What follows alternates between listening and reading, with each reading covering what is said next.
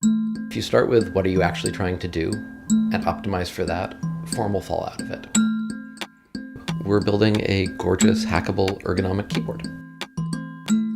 You spend a huge part of your life in front of a keyboard. If you're going to spend all of that time using something, why not make it the best tool you possibly can? People in cafes started asking me where they could buy this keyboard, where they could buy my prototype. And that was when things started to snowball. The keycaps are the thing that make the Model 1 different. In some ways, it's like the soul of our product. There's a physical connection between that part of the keyboard and the person who's using it. The early versions of the keycaps were not all that pretty.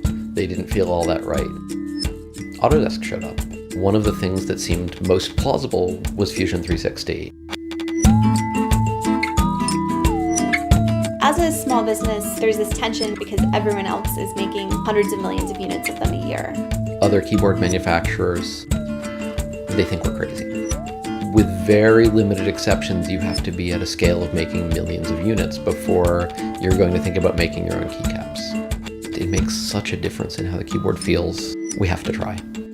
We started with a blank piece of paper. We were able to start by 3D printing some samples. We moved on to getting one copy CNC milled by a partner in China, and then another copy, and they were able to take the output that we generate from Fusion 360 and turn that into what they needed to start manufacturing.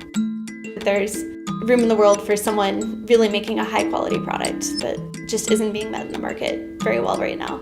Everybody deserves a really great keyboard.